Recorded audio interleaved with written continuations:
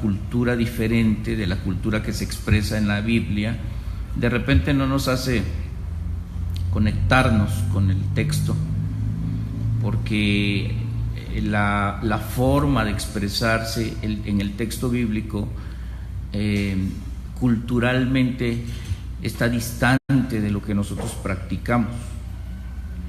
Hay algunas cosas que necesitaríamos estar allí y poder entender desde el punto de vista cultural por qué se expresa algo en algún determinado texto. Por ejemplo, dice Pablo: miserable de mí, ¿quién me quitará este cuerpo de muerte? Y hay una razón por qué está escrita esa frase. O aquello de: es más fácil que entre un camello por el ojo de una aguja. Y bueno, para nosotros una aguja pues es un instrumento para hilar, pero es más que eso. Entonces hay situaciones, hay condiciones culturales por las que no entendemos. Por ejemplo, también el pueblo entendía que era su responsabilidad, y solo su responsabilidad, enseñar.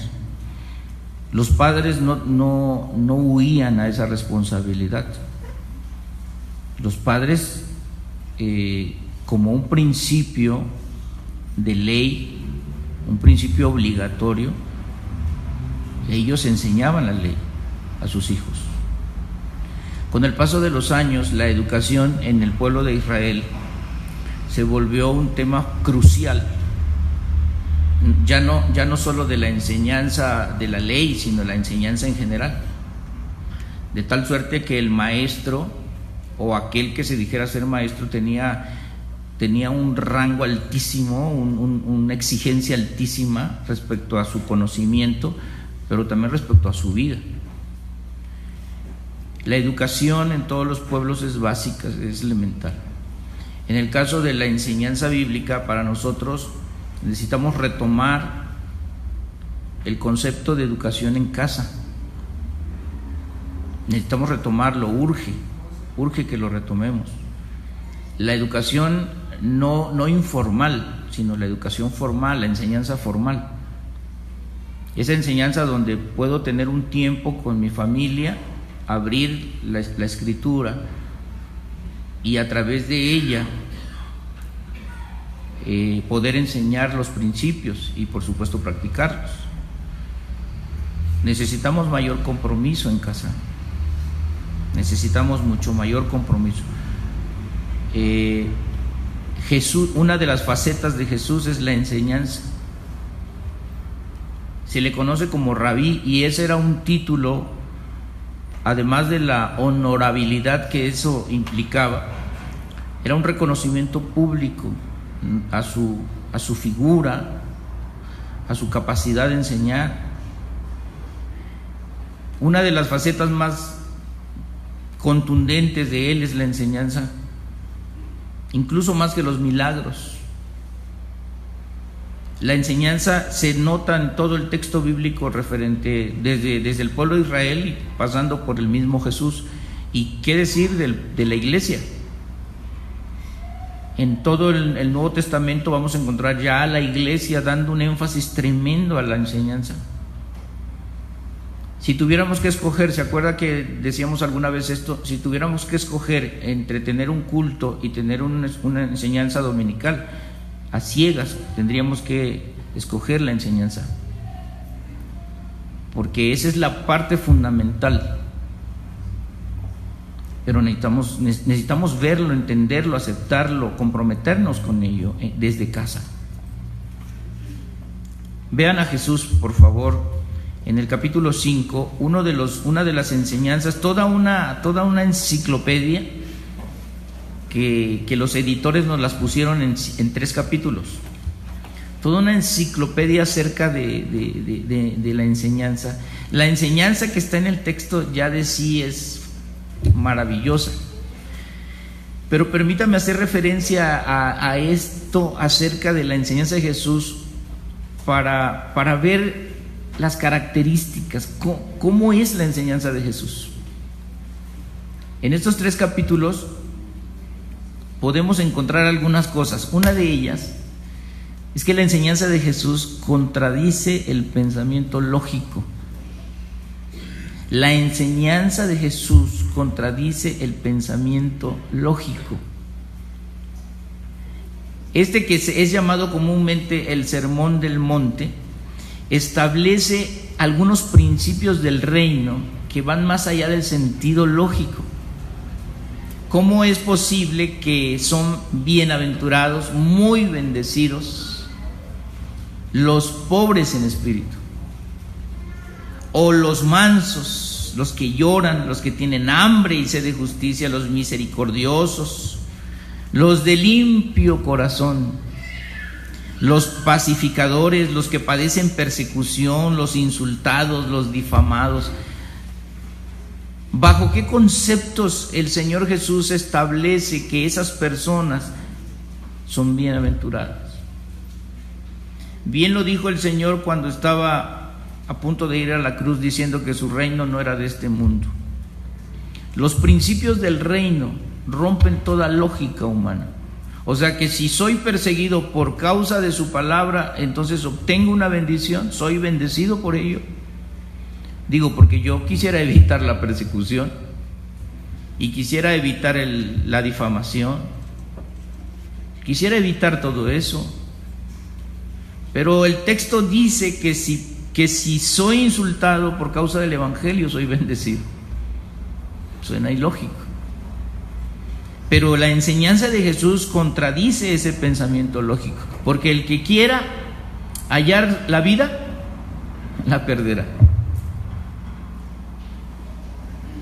Todo el pensamiento lógico de su tiempo es puesto en estrecho cuando Jesús, el Maestro, establece sus principios de enseñanza tan claros y tan contundentes que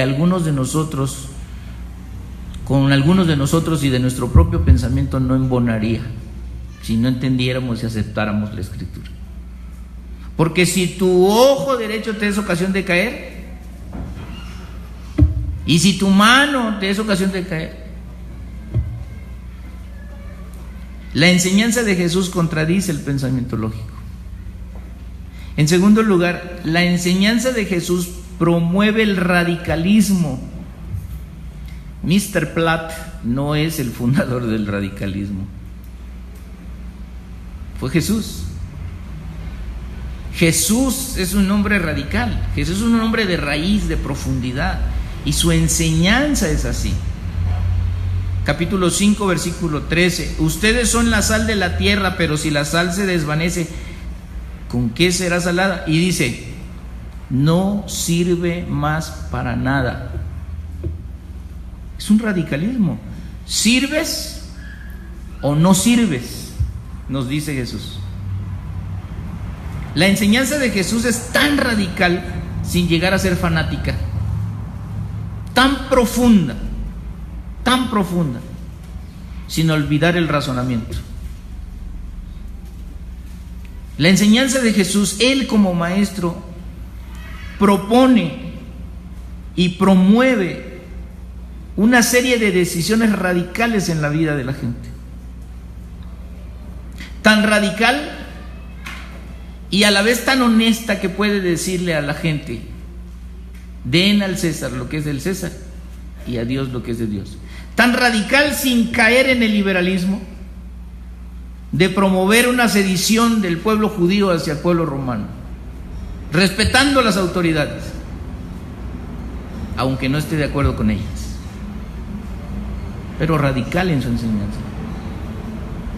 El capítulo 5, versículo 15: ni se enciende una luz y se pone debajo de un almud, sino sobre el candelero, y alumbra a todos los que están ¿dónde? No en la calle, en casa. Damas y caballeros, algunos de nosotros probablemente hemos sido candil de la calle y oscuridad de nuestra propia casa. Jesús, la enseñanza de Jesús es tan radical que dice que empecemos por nuestra propia casa. ¿Puede decir amén a eso? Eso significa que usted está de acuerdo, no conmigo, sino con Dios. Porque Él dice que alumbra a todos los que están en casa. Capítulo 6, versículo 22. Si tu ojo es bueno, todo tu cuerpo estará lleno de luz. Dice el versículo 22. Versículo 23. Pero si tu ojo es maligno, todo tu cuerpo estará en tinieblas. Dice todo. Y eso es absoluto. Todo estará en tinieblas. Así que si la luz que en ti hay es tinieblas, ¿cuántas no serán las mismas tinieblas? ¿Acaso hay una posibilidad, una rendija? No. O todo o nada. No hay 99% aquí, hermano. La enseñanza de Jesús, Él como maestro, se promueve un radicalismo y un radicalismo consciente. Por eso Él dijo: si alguno quiere ser mi discípulo, tome su cruz cada día y siga. Si alguno, el que desee, es su decisión, pero jamás mintió, jamás fue deshonesto, jamás dijo que haría una cosa e hizo otra. Él dijo lo que venía a hacer y lo mantuvo. Así mantuvo su enseñanza. Capítulo 6, versículo 24. Ninguno puede servir a dos señores. Por lo menos hubiera dicho algunos, ¿no? Eso es radicalismo, mis hermanos. Ninguno puede, ni uno solo puede servir a dos señores, porque o aborrecerá al uno y amará al otro, o estimará al uno y menospreciará al otro. No pueden servir a Dios y a las riquezas. Ese es el tipo de enseñanza que encontramos en los labios de Jesús y en sus seguidores. Radicalismo. Porque el que no es conmigo es contra mí. Puntos medios no existen. Por cuanto no fuiste ni frío ni caliente, te vomitaré de mi boca. La enseñanza de Jesús no solo contradice el pensamiento lógico, también promueve el radicalismo. Capítulo 7, versículo 18. No puede el buen árbol dar malos frutos, ni el árbol malo dar frutos buenos. Todo aquel que no da buen fruto es cortado y echado en el fuego. Ni siquiera dice: le vamos a dar una nueva oportunidad. Si no hay frutos buenos, entonces es que es malo, no sirve, hay que cortarlo. Tan radical como el capítulo 7, versículo 21. No todo el que me dice Señor, Señor entrará en el reino de los cielos, sino el que hace. Porque la vida cristiana no consiste en decir. Damas y caballeros, no estamos aquí para decir, estamos aquí para hacer. Hacer. El radicalismo de Jesús, hermanos, se basa no en lo que digo, sino en lo que hago. El que hace la voluntad de mi Padre que está en los cielos. Capítulo 7, versículo 25. Descendió lluvia y vinieron ríos y soplaron vientos y golpearon contra aquella casa y no cayó, porque estaba fundada sobre la roca, porque había profundidad, porque no les dio flojera y no se quedaron en la arena, sino que cavaron un poco más profundo hasta encontrar la roca, porque radicalismo es profundidad. Esa es la enseñanza de Jesús. La vida cristiana es profunda. En tercer lugar, la enseñanza de Jesús plantea un nuevo modelo de enseñanza. Plantea un nuevo modelo de enseñanza. Los rabinos de su tiempo, entre fariseos y escribas y uno que otro que se levantaba allí, había un modelo establecido, un paradigma establecido acerca de cómo enseñar. Y había que pasar por un sinfín de niveles educativos y estar a los pies de los mejores maestros. Gamaliel era uno de ellos. Y el maestro era reconocido por el maestro que le había instruido. Pero Jesús propone un nuevo modelo, rompe ese, y mire, lo establece así. Capítulo 5, versículo 19. Capítulo 5. desde el 17, no piensen que he venido para abrogar la ley o los profetas. No he venido para abrogar, sino para cumplir. Porque de cierto les digo que hasta que pasen el cielo y la tierra, ni una jota ni una tilde pasará de la ley, hasta que todo se haya cumplido. De manera que cualquiera que quebrante uno de estos mandamientos muy pequeños y así enseñe a los hombres, muy pequeño será llamado en el reino de los cielos. Pero cualquiera que los haga y los enseñe, este será llamado grande en el reino de los cielos. ¿Cuál es la diferencia en este modelo? En el modelo de ellos, no importa si quebrantas los mandamientos, en tanto tu maestro tenga reconocimiento, tú puedes seguir siendo un buen maestro. Por eso dice el texto bíblico, el versículo 19, cualquiera que quebrante uno de estos mandamientos muy pequeños y así enseñe. Y Jesús dice, no, damas y caballeros, esto no es así. Dice el texto bíblico, cualquiera que haga y los enseñe. Que haga y los enseñe. No tiene ningún sentido repetir, memorizar para repetir. Si hay que memorizar es para hacer, y solo entonces poder decir. Ese modelo, ese nuevo modelo de enseñanza está basado en la integridad. Se necesita oír al unísono el audio y el video. La enseñanza de Jesús plantea un nuevo modelo basado en la integridad y número 2 aquí, basado en la excelencia. Capítulo 5, versículo 20. Porque les digo que si vuestra justicia no fuera mayor que la de los escribas y fariseos, no entraréis en el reino de los cielos. Si tu justicia no es mayor, no entrarás en el reino de los cielos. Jesús plantea un nuevo modelo de enseñanza basado en la integridad y basado en la excelencia, un poco más allá, mucho más allá, mucho más allá que solo repetir. Vean el versículo 41 de este mismo capítulo, por favor.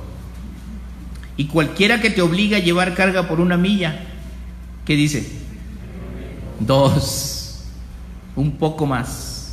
El principio del mayor esfuerzo. No es como salga, mis queridos maestros, mis queridos facilitadores, no es como salga, es un poco más. Es la 2ª milla, es el esfuerzo extra. Se llama excelencia, lo mejor de lo mejor, aunque solo tenga un alumno, lo mejor de lo mejor. No es como salga, queridos padres, en sus casas, es lo mejor de lo mejor. Prepárate, porque en la semana, papá, mamá, vas a reunir a tu familia y vas a ser el facilitador de las lecciones. Si no lo hiciste con Génesis, esta es la nueva oportunidad, hazlo con Éxodo. Comprométete con eso. No sé qué pasó en el camino, queridas facilitadoras, pero se me andaban atorando en el camino. Y cuando yo terminé de ver ese video, yo me di cuenta que habían hecho un buen trabajo. Así que sí se puede. Me queda claro que sí se puede, pero se requiere un esfuerzo extra. Este material, hermanos, está diseñado para que usted y yo estudiemos la Biblia. No para que nos digan las cosas, sino para encontrarlas nosotros en la Escritura. En los materiales que hemos usado probablemente nos decían todo lo que estaba ahí, incluso las ideas para el maestro. Esa es la 2ª milla que hay que correr. Entonces el nuevo modelo que Jesús plantea es un modelo basado en la integridad y en la excelencia. Y es un modelo basado en la autenticidad. Capítulo 6, versículo 2. El 1 y 2. Guardaos de hacer vuestra justicia delante de los hombres para ser visto de ellos. De otra manera no tendréis recompensa de vuestro Padre que está en los cielos.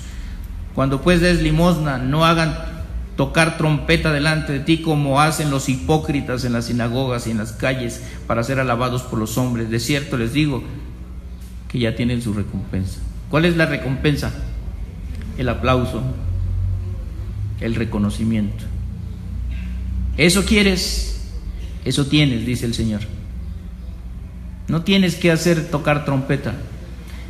El nuevo modelo que Jesús presenta en su enseñanza es un modelo basado en la autenticidad. Haz las cosas para Dios. Si alguien te lo reconoce, gracias. Eso me ayuda a superar mejor. Pero si nadie te lo reconoce, te aseguro que el Dios que ve lo íntimo de tu corazón lo hará a su debido tiempo, en privado y en público. ¿Y sabes cuál es la mejor manera de reconocer ese trabajo? A través de las vidas transformadas. Si no reconocen, papá, mamá, tus hijos, cuánto luchaste por enseñarles la palabra, te aseguro que en el futuro sus vidas transformadas, la vida de nuestros hijos transformada, será la mejor manera de ser recompensados. Y que valió la pena gritarles: ¡hey, vengan, ya es hora de estudiar juntos! Y tener tanto que hacer, pero hay que dedicar el tiempo, hay que esforzarnos.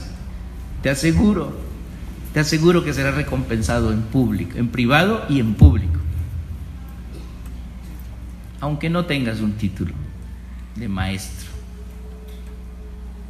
El nuevo modelo que el Señor plantea frente al modelo existente es un modelo basado en la integridad, en la excelencia y en la autenticidad.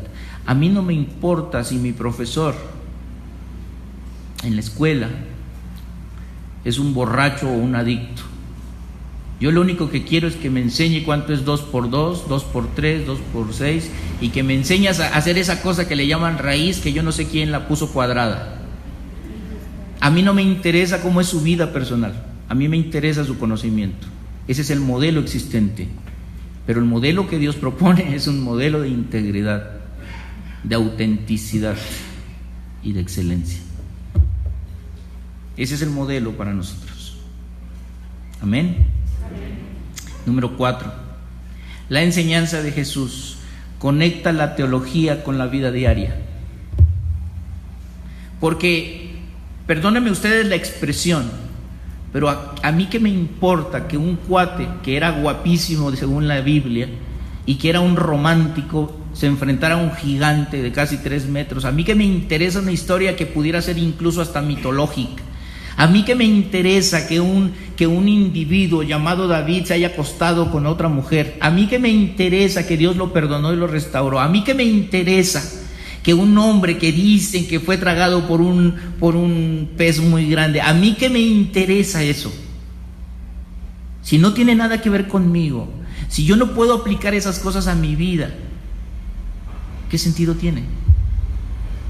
¿Qué sentido tiene incluso la vida de Jesús? ¿Qué sentido tiene que aprendamos en la Biblia que Jesús convirtió el agua en vino? Bien por los fiesteros, ¿no? Bien por el matrimonio, no tuvo que pagar. No quedaron en vergüenza, bien por ellos. ¿Qué tiene que ver conmigo? Siglo XXI. Jesús hace eso. Jesús conecta las grandes enseñanzas teológicas con tu vida y mi vida diaria. Jesús le da una razón de ser al relato de David y Goliat. Jesús le da una razón de ser a la historia de Jonás. Una razón de ser que tiene que ver conmigo, no con mi vecino, conmigo. Y que puedo usar en mi vida diaria, en mi relación personal con mi familia, con mis amigos, con mi iglesia, con las personas que están alrededor de mí. Jesús hace eso en su enseñanza. Jesús no nos cuenta solamente de cómo Miguel Hidalgo se paró frente a unos campesinos y le dijo que había que sacar a los españoles de nuestra tierra, y eso es historia y es linda. Dicho entre paréntesis, que no la sabemos toda, por cierto. Pero eso es lindo, pero es historia. ¿Cómo lo conecto conmigo? Capítulo 5. Versículo 23. La lámpara del cuerpo es el ojo. Así que si tu ojo es bueno, todo tu cuerpo estará lleno de luz. Versículo 24. Ninguno puede servir a dos señores, porque aborrecerá al uno y amará al otro. Estoy leyendo 5. Por tanto, versículo 23. Por tanto, si traes tu ofrenda al altar y allí te acuerdas de que tu hermano tiene algo contra ti, deja allí tu ofrenda. Por cierto, no te la lleves porque se te olvida después, ¿no? Deja allí tu ofrenda, dice, y reconcíliate. Reconcíliate primero con tu hermano y entonces ven y presenta tu ofrenda.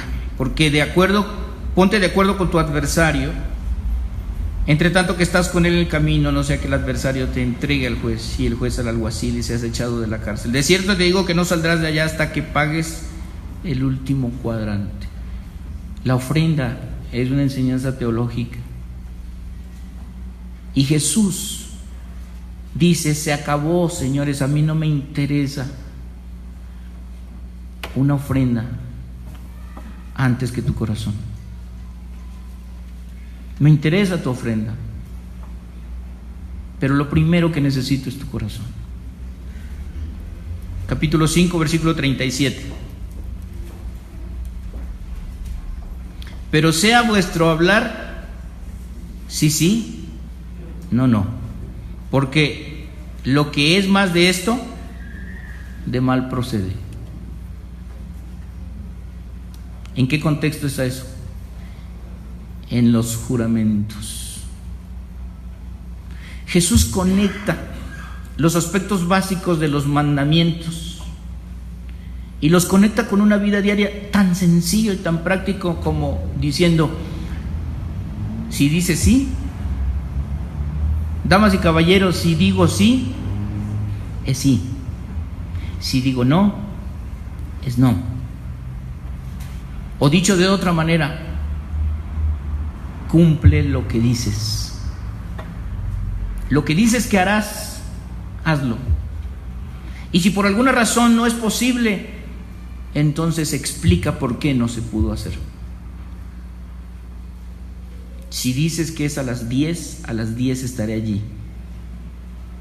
No importa si los demás no lleguen a tiempo, yo llego ahí porque yo dije que sí. Jesús conecta en su enseñanza la teología con la vida diaria. La teología deja de ser un aspecto meramente filosófico y religioso para convertirse en una conexión vivencial. Porque ¿qué sentido tiene que aprendamos en la teología que Dios es omnipresente u omnisciente?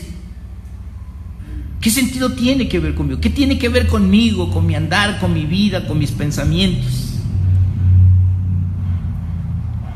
Porque de otra manera entonces solo sería mera filosofía.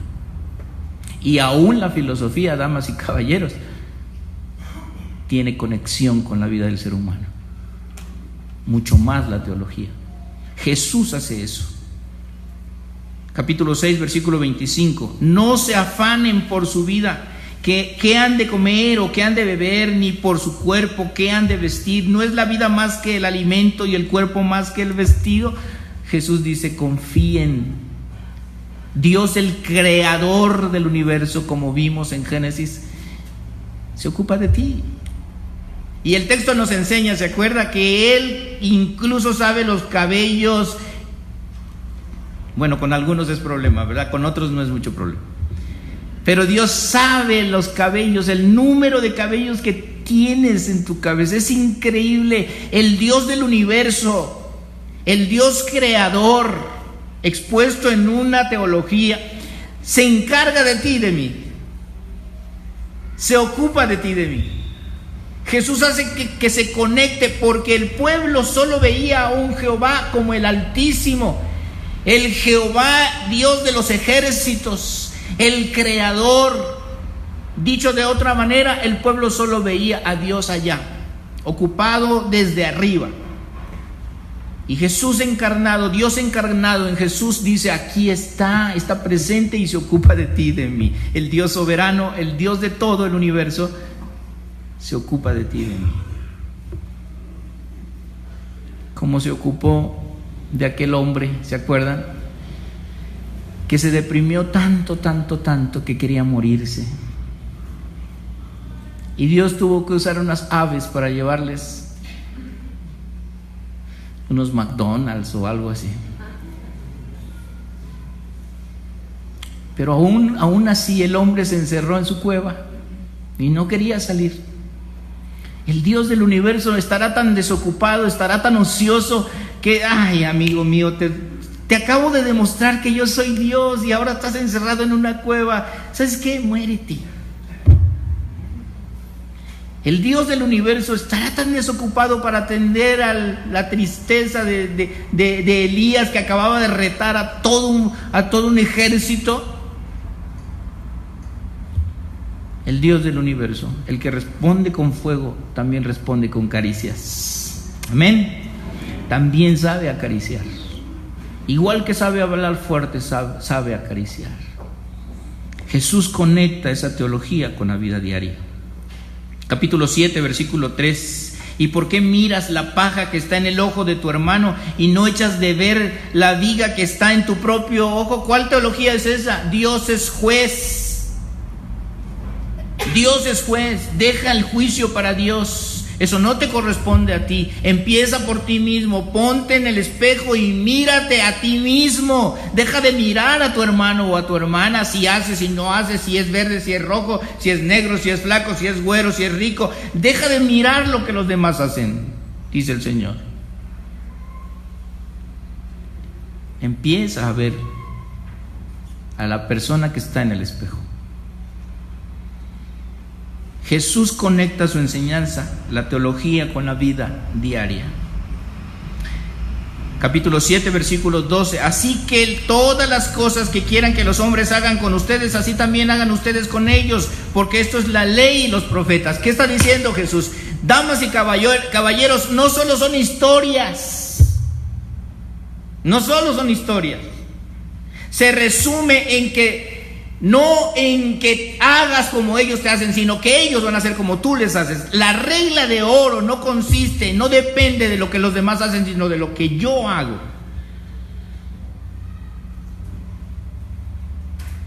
Todas las cosas que quieran que los hombres hagan con ustedes, eso hagan. ¿Quieres que te amen? Ámalos. ¿Quieres que te visiten? Visítalos. ¿Quieres que estén ahí cuando tienes dolor? Hazlo tú primero. ¿Quieres que oren por ti? Ora tú por ellos. Todo lo que quieras que los demás hagan contigo, hazlo tú. No es como la gente ahora dice: lo que tú me haces, eso te hago. No es así. Lo que yo quiero que hagan conmigo, y como yo lo que quiero es que me ames, y como yo lo que quiero es que me respetes, y como yo lo que quiero es que tengas confianza en mí, y como yo lo que quiero es contar con tu amistad, exactamente eso es lo que quiero hacer contigo. Contar con tu amistad, con tu amor, con tu aprecio, con tu respeto. Y hago lo necesario para que eso ocurra. Ese debe ser el pensamiento según el Señor Jesús. Entonces, la enseñanza de Jesús contradice el pensamiento lógico. En segundo lugar, promueve el radicalismo. Número 3, plantea un nuevo modelo de enseñanza. Número 4, conecta la teología con la vida diaria. Y número 5, establece la fuente de autoridad. Todo lo que ocurría en la enseñanza en el tiempo de Jesús estaba en razón de lo que aprobaba o desaprobaban los escribas y fariseos.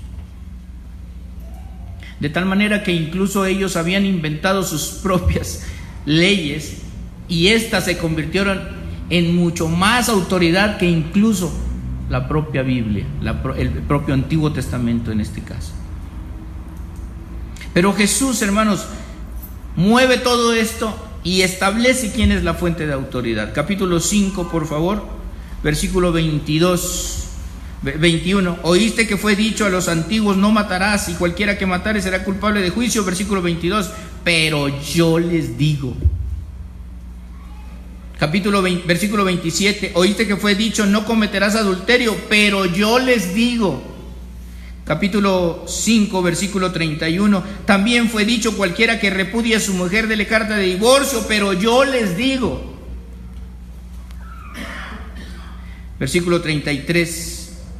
Les fue dicho a los antiguos: no perjurarás, sino que cumplirás al Señor tus juramentos, pero yo les digo. Versículo 38, versículo 39, pero yo les digo. Versículo 44, pero yo les digo. ¿Quién es la fuente de autoridad? Jesús, su palabra, lo que está en este sagrado libro.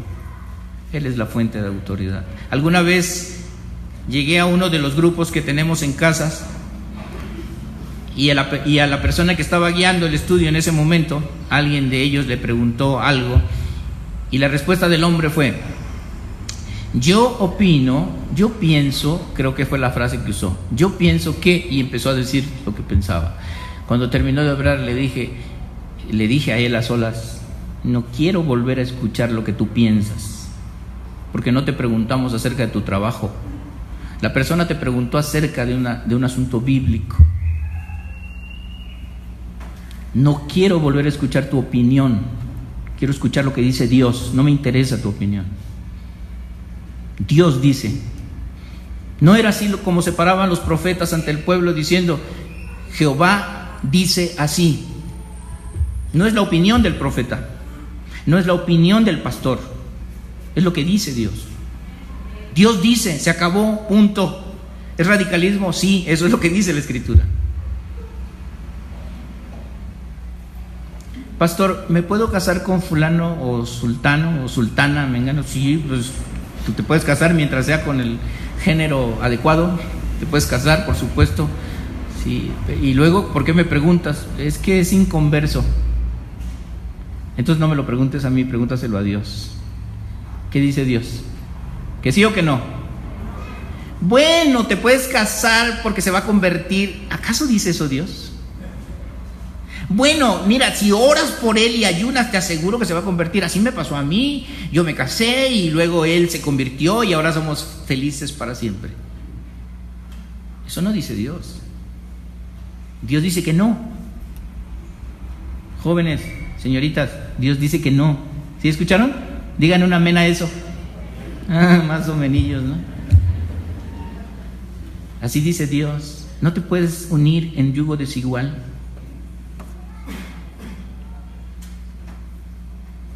Él establece quién es la fuente de autoridad, y no es el pastor la fuente de autoridad, ni la iglesia. La fuente de autoridad es Él, y está en las Escrituras. Y si nosotros cambiamos eso, entonces estaremos desdeñando su enseñanza. Dios dice, Él dice que así son las cosas. Por eso, hermanos míos, capítulo 7, por favor, miren cómo termina. Capítulo 7, versículo 28 y 29. Y cuando terminó Jesús estas palabras, la gente se admiraba de su doctrina. ¿De qué se admiraba? Doctrina, enseñanza. La gente se admiraba de su doctrina porque les enseñaba como quien tiene autoridad, no como los escribas.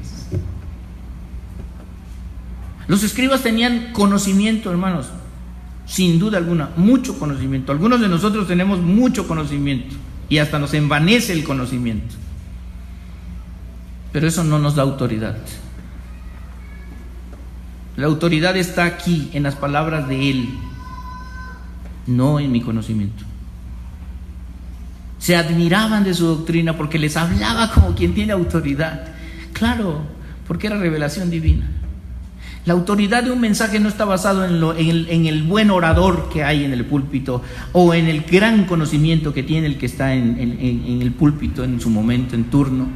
No está basado en eso. Está basado en lo que está aquí en las Escrituras. Como quien tiene autoridad, porque es revelación divina. Si algo fue dicho este día, hermanos, con autoridad, es porque estuvo basado en las Escrituras, no en lo que yo pienso. En cualquier momento, si algo tienes que decir en tu grupo, mi querido facilitador, dilo con la autoridad de la palabra, no con tu opinión. Enséñale a tu grupo a cómo encontrar las respuestas, no le des respuestas. El Espíritu Santo está también en ellos. No les des tu respuesta.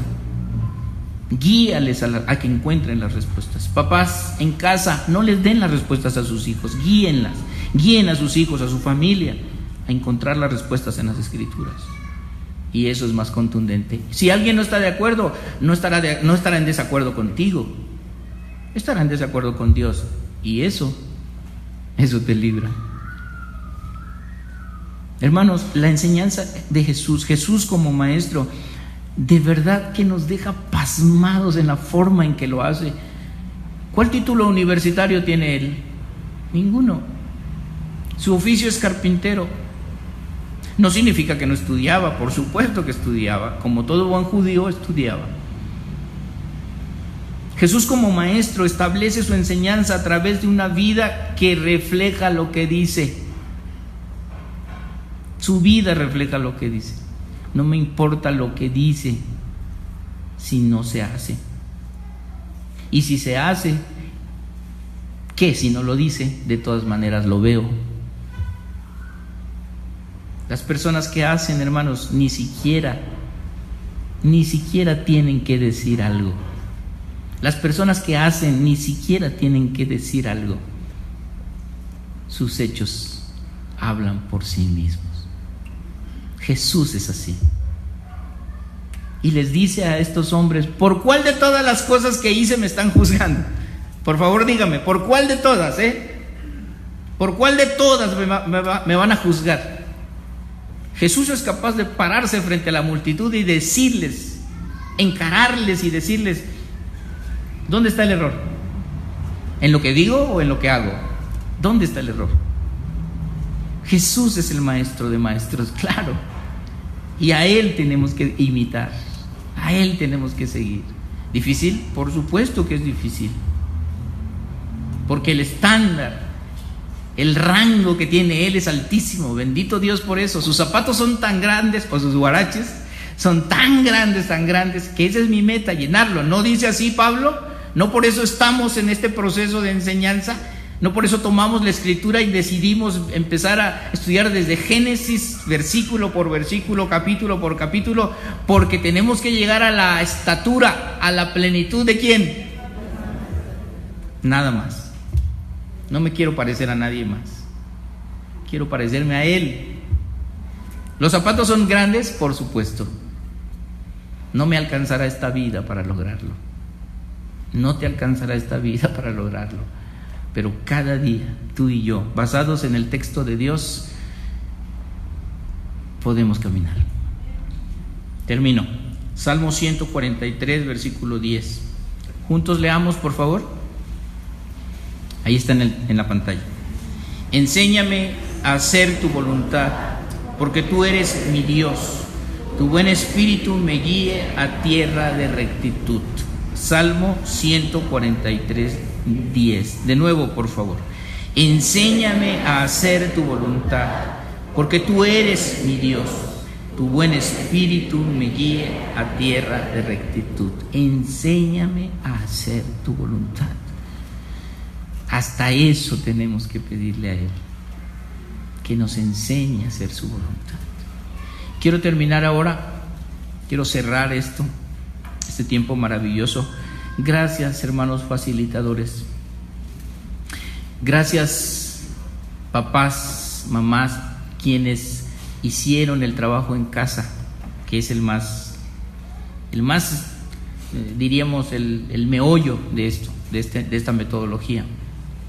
Gracias por los que decidieron en la semana, cada semana, juntarse con su familia para estudiar de Génesis. Gracias porque llegaron el domingo y compartieron lo que ya habían estudiado. No vinieron a inventar ni a creer que ya se la saben todas. Vinieron porque estudiaron. No importa que hayan leído 10,000 veces antes el texto, vinieron, cumplieron en su casa y el domingo pudieron compartir palabra fresca. Gracias por esa actitud. Invito a quienes no lo hicieron a que renueven su compromiso personal. Hágalo. Le aseguro que algún día usted dirá a este pastor que hoy lo ve tan gruñón, un día usted dirá: gracias, pastor, porque me enseñó a mí y a mis hijos a buscar respuestas bíblicas. Algún día, tal vez no lo escuche, pero lo veré. Pero quiero decirle, mis hermanos,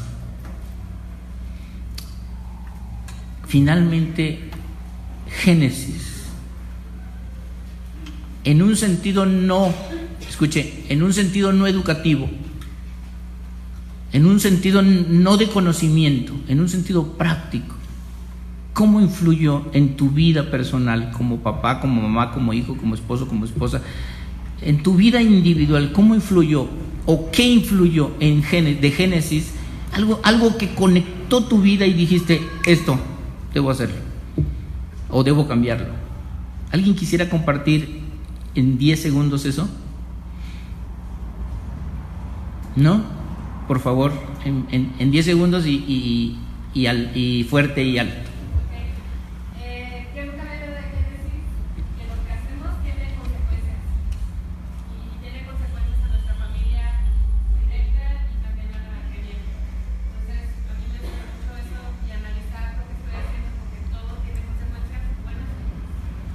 ¿Alguien más? No estoy hablando de conocimiento, sino de asunto práctico. Por favor. A ver, espérame. Personal, mi querido Tito. Eso. ¿De dónde se originó el pecado y que tengo esa esperanza que Dios ya salvó mi vida y que puede ser en cualquier hora? Gracias a Dios. ¿Quién más? No diga